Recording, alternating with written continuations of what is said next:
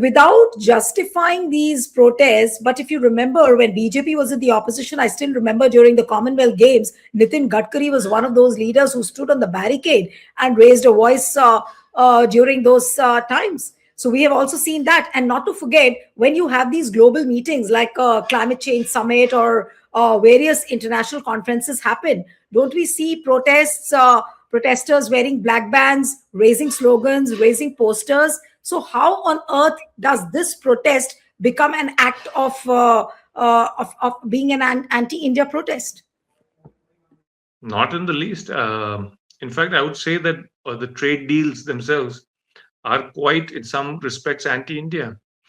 And whether it was the EU trade deal or the US trade deal, on manufacturing at least, we have opened up in a way which threatens our automotive sector. For example, automotive associated sectors employ about half of our manufacturing output. That is, automotive and related ancillaries constitute 7% or 6.5% of our GDP. And our total manufacturing is about 12.5% of our GDP. So they constitute half of our GDP. And if that is being threatened because of these deals, that means the workers and their employment in these areas is being threatened. So I don't think protesters were wrong on those deals. And if you look at the third case as well, which they took up, that is the AI summit as well. We have given up our AI sovereignty. Our data will be, now available in the US to these companies. We will also have to vet our models through them. We will, in a way, become a dependent completely on.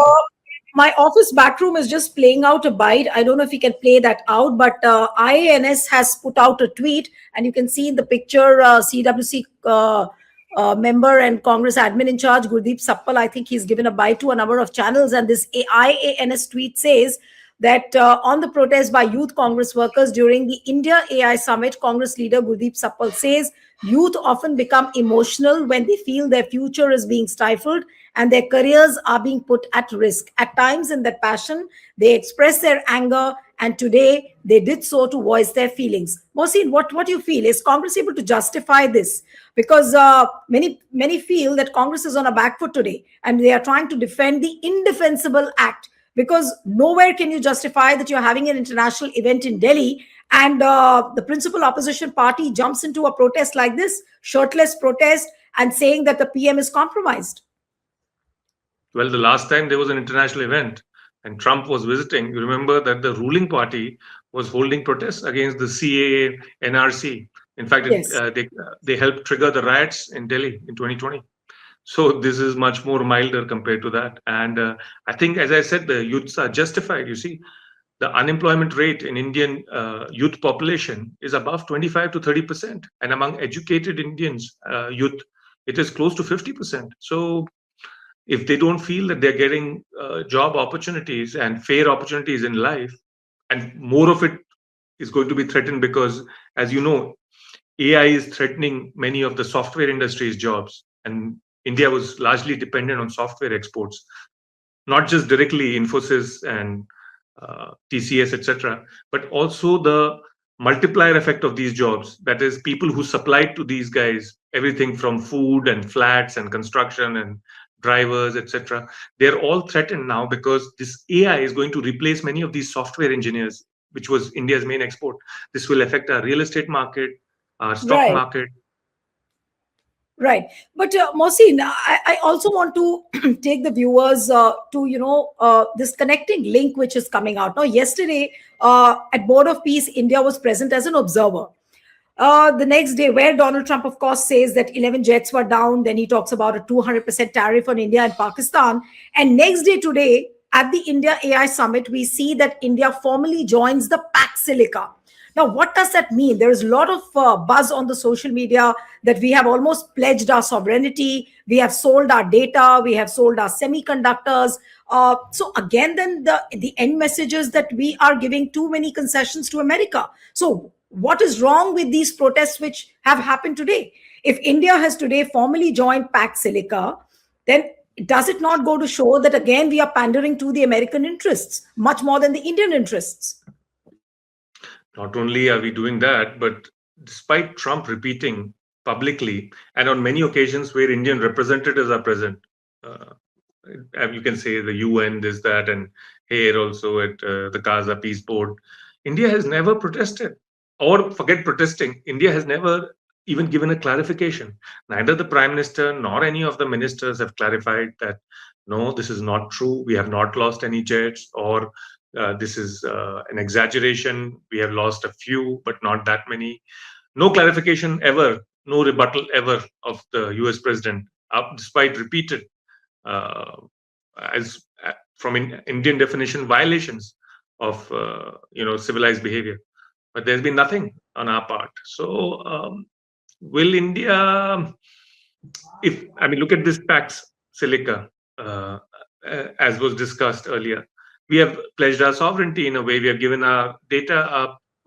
We are basically uh, kind of becoming AI vassals of the United States, and this will hurt us in the long term No, but because yesterday, these. if you have seen Prime Minister Modi's speech, that speech covers a large gamut of things. He's talking about AI sovereignty, he's talking about AI governance, he talks about AI inclusivity, and the next day we are seeing is something which is totally different from what Prime Minister Modi is talking about. If you remember in 2023, Sam Altman, the founder of ChatGPT, OpenAI company, he had come to India, and when he was asked in a very large public meeting I'll whether just India interrupt. had. I'll just interrupt you because there's an ANI tweet where Ashwini Vaishnav is speaking, and I'm just going to read it out for the viewers. We can't play that bite because that bite is of ANI. Ashwini Vaishnav is saying, and I'm quoting him: "When so many good things are happening, how one small thing can be highlighted so much? It's a personal learning for me. It was also a learning for me that people who are in politics, some of the people are opposition. They don't even understand what the youth today wants, and they try to create things which are sad in a way and funny in another way." Now, what does that statement coming in from Ashwini Vaishnav mean? Mohsin, how would you look at this? Vaishnav is trying to defend the indefensible. He's trying to say that it is the fault of the opposition. Whatever shortcomings the government has done has made. So, as I said, Sam Altman came here in 2023, and he said that India should not be trying to compete on foundational models in AI because that requires large investments, very large investments of hundreds of billions of dollars. And India is a poor country, doesn't have those kind of resources. It requires huge amounts of water and electricity. We don't have electricity or water for even our own citizens. How are we going to give millions of gallons of water and millions of gigabytes of energy to these AI companies?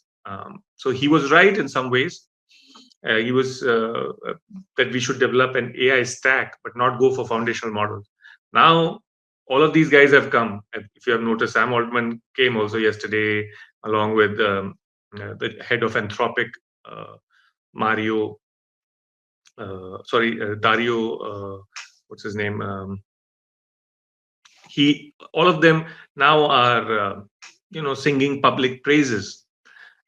And there is a private video of Sam Altman saying that he had no idea why and how that he was going to be taken on a stage and he would have to raise his hands, holding everybody's hands.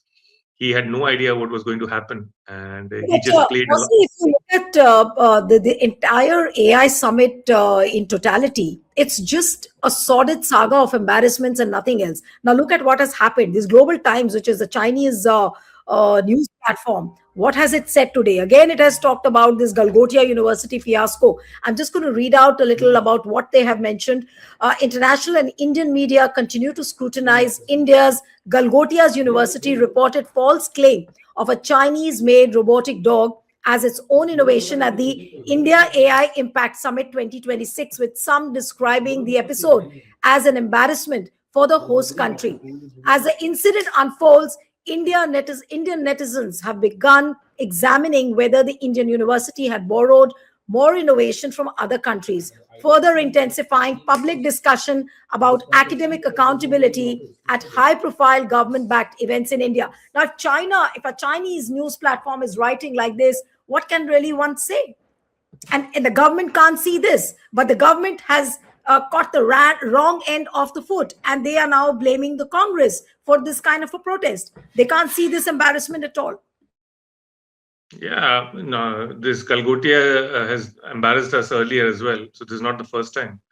But this was more egregious because A, it was so in your face, and B, it was palming off a Chinese robot as Indian. So that's adding insult to injury, considering that China is in some ways our opponent, at least on the border issue. So there were even bigger embarrassments.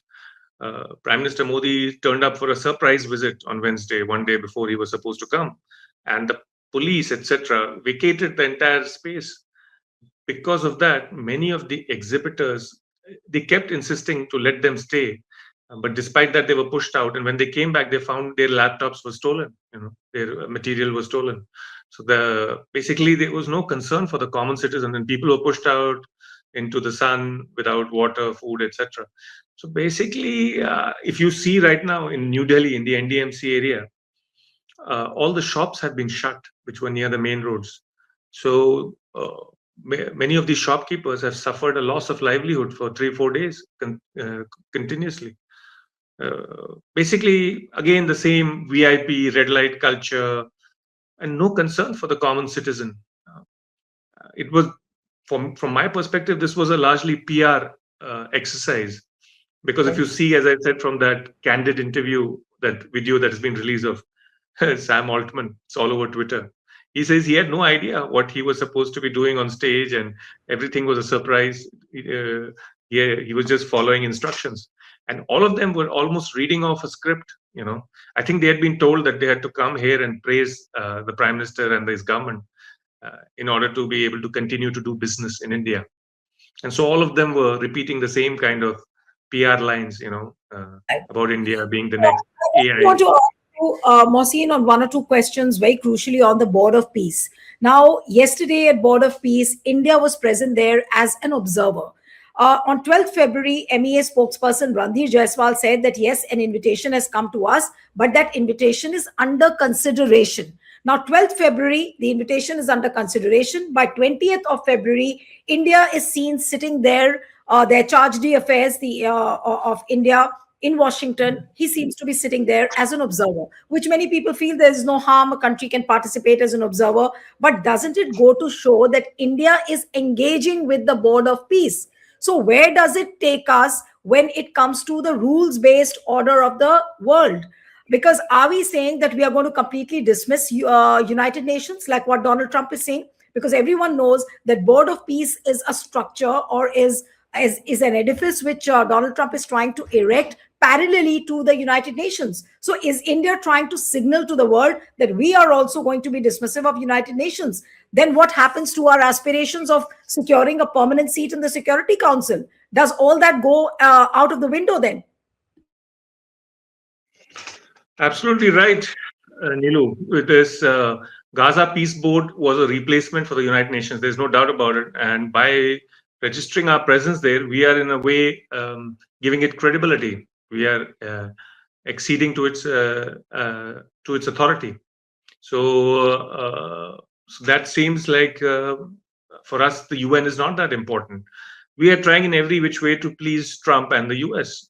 In fact, even with respect to Israel, over 80 countries voted to condemn the Israeli move of taking over ownership of the land in West Bank, so that they could push out the Palestinians and do the ethnic cleansing in those areas. In fact, even a former Israeli Prime Minister, Ehud Olmert, has condemned this.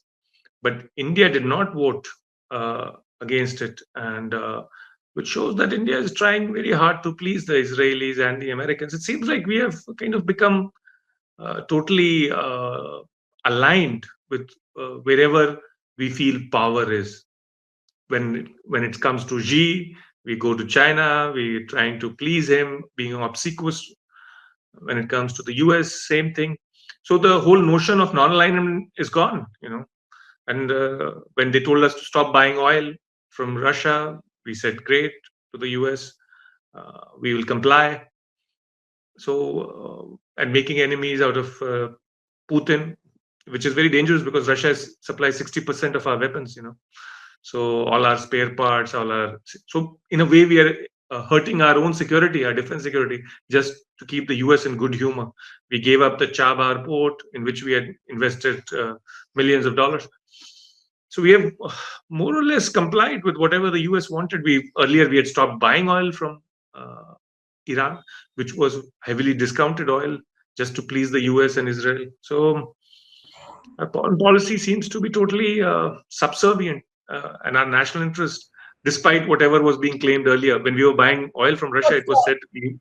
It's very, very clear, like what you are also pointing out, that our foreign policy is completely subservient. We are trying to be obsequious as far as our interests are concerned. So, isn't that what the Congress is also saying, but maybe in a different way altogether, because it is just not registering? When Congress was saying this in Parliament, then the MPs were suspended, they were thrown out for the entire session. Not to forget that 8 MPs were suspended.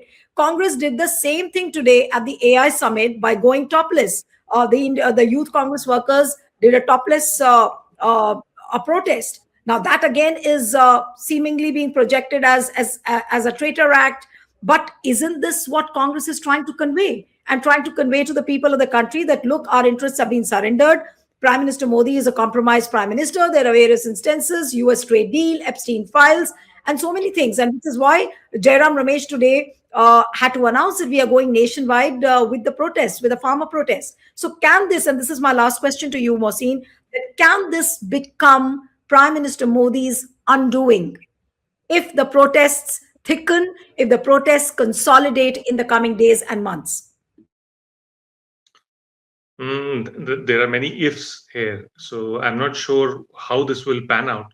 But I can tell you one thing, that the absurdity of our foreign policy is making Bangladesh our enemy through Godi media and the government, and making Taliban our friend. And it's being done purely because there are elections due in April in West Bengal and Assam. So the foreign policy has become an extension of the ruling party's electoral policies. Obviously, this means that our national interest is being compromised. So protests are justified. Now, how they will pan out will depend a lot on how citizens and your viewers project this, carry this forward, this message forward, because Godi media won't. So alternate media online has to pick it up. Your viewers have to pick it up and amplify the message. Only then such protests can succeed. Otherwise, unfortunately, we will be muzzled like in the past. Absolutely. Okay, so we'll have to wait and watch now how the nationwide protests will pan out, as Jairam Ramesh, after the evening meeting was over at 10 Rajaji Marg, he came out and gave a bye to all the news channels, saying that we are protesting, and these protests will start from Bhopal going to Yavatmal. And before the second half of the budget session commences, there will be a string of protests by the farmers in different parts of the country. We'll have to end it here. Thank you so much, Mohsin, for joining on HW News. Thank you.